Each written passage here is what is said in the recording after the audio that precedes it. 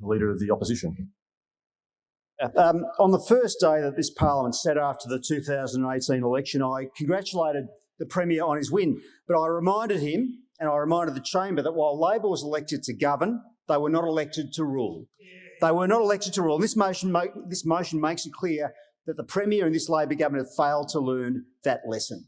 They really think that they've been elected to rule, not to govern. Well, the role of the Parliament, the role of the legislature, is to hold the executive to account. Now, that is important at any time. That is the fundamental basis of our democratic system of government. But it is more important at a time like this.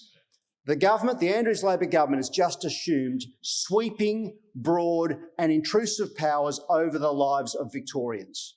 It has done so by issuing a declaration of a state of emergency. I don't argue with that decision to issue a declaration of a state of emergency. But when a government assumes such sweeping powers over the lives of its citizens, it is more important than ever that the Parliament comes together to hold the government accountable for exercising those powers over its citizens. And what we see now is a government at a time when it has assumed great powers over the lives of the people of this state now wants to close down scrutiny of this Parliament. At a time it is giving itself great power, it is seeking to disempower the elected representatives of the people of this state. And this is why we oppose this motion, and we do so strenuously, Speaker.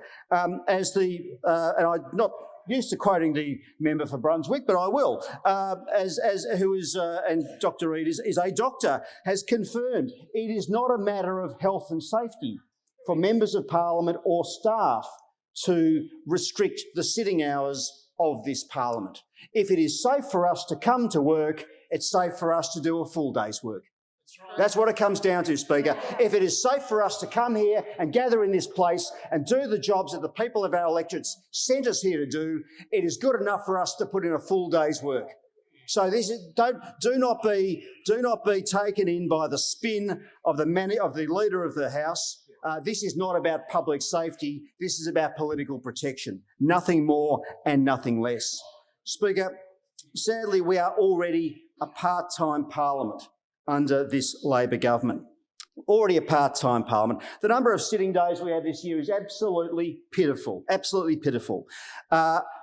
46, just 46 sitting days. Last year was even worse, was 44. Now, Speaker, the average number of sitting days in a non-election year for the Parliament of Victoria this century is 50. But we only get 46 this year, 44 last year. So Labor is already hiding from accountability. Labor is already hiding from scrutiny. Labor is already hiding from questioning. And they want to do it again.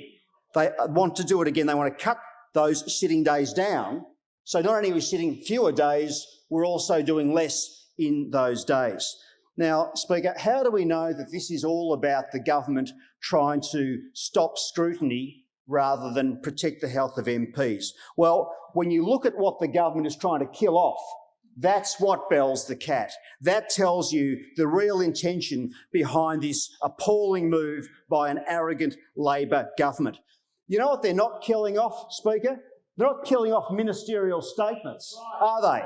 They're not killing off the Dorothy Dixes where ministers get up at the dispatch box and blather on for 2 minutes at a time telling us all how good they are. The same thing that the press gallery turns their back on because they're completely appalled by it. What a waste of parliamentary time. No, the government won't kill off any opportunity for self-promotion. No. The government loves self-promotion. We know they spend so much taxpayers' money doing it. We know how much they love it, but they love it in the chamber as well. If the government was serious about wanting to curtail parliamentary days without reducing scrutiny, why didn't the Leader of the House volunteer to get rid of those abysmal ministerial statements?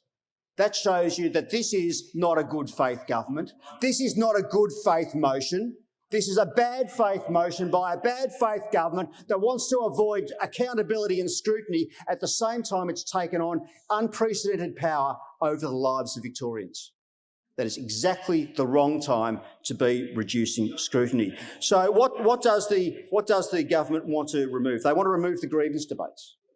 a long-standing tradition in this place where members have the opportunity and they get a decent amount of time to put forward before the House matters that are of deep concern to them and their constituents. And in this current circumstances, where we have businesses going to the wall, where we have small businesses closing their doors, where we have workers being thrown out of work and losing their jobs and placing their families in positions of financial distress, that's the opportunity where our members on this side of the House, and I suspect the minor parties and crossbenchers, want the opportunity to be able to put forward those concerns and ask the government, what are you going to do about it? But instead, the government says, we don't want to hear your grievances. I mean, this is the Marie Antoinette school, isn't it? I don't want to hear what your complaints are. Let them eat cake.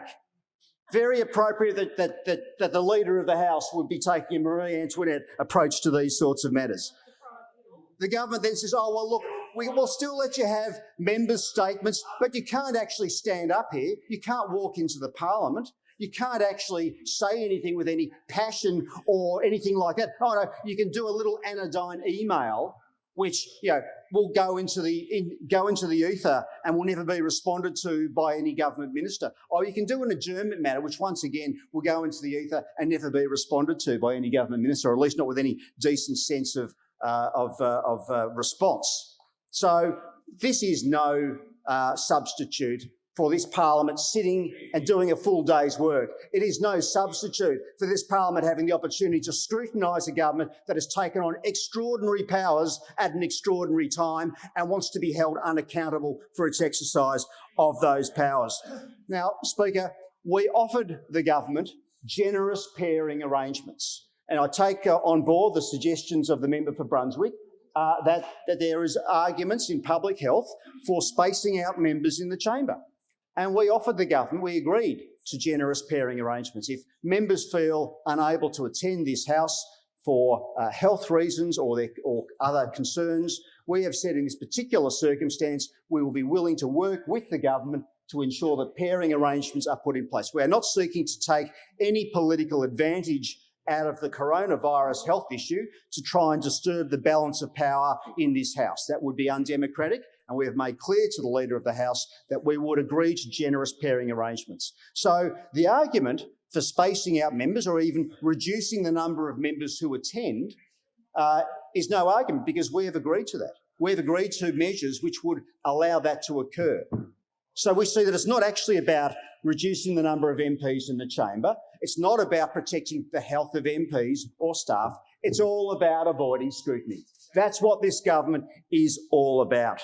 Speaker, this is a government that has curtailed the rights of opposition members and minor party members in so many ways, even in terms of rules about how we can use our own electorate allowances to describe ourselves, or dare us actually want to criticise a member of the government or a government policy. All of a sudden, oh, we can't do that. Oh, you can only say nice things about us. You're not allowed to use your electorate office budgets to criticise us at all. That's a terrible use of communications money. So it's not enough that we can't communicate out in our electorates to hold this government accountable. They also want to stop us doing it in here. Well, Speaker, we say that is disgraceful. We say this is an anti-democratic move from an arrogant government that believes it was elected to rule, not to govern. Well, we will not cop it, Speaker. We will not cop it. We will not cop the outrageous claims of the Leader of the House, who's more interested in avoiding scrutiny than she is facilitating business of the House. This is the people's chamber, Speaker. We have been elected by our constituents to represent them. We can't do that sitting at home. We can't do that online. We need to be here. That's how we do our job. And our job collectively as a parliament, I include members of the Labor backbench, is to hold the executive accountable. That is the fundamental basis of our democratic system. And what this motion does is it prevents us doing that at the most important time, and that is a time where the government has taken on itself to take the most extraordinary and sweeping and intrusive powers that Victorians have ever had used. So we oppose this motion. We oppose it because this is absolutely the wrong time for an arrogant Labor government to be avoiding the accountability and the scrutiny it needs.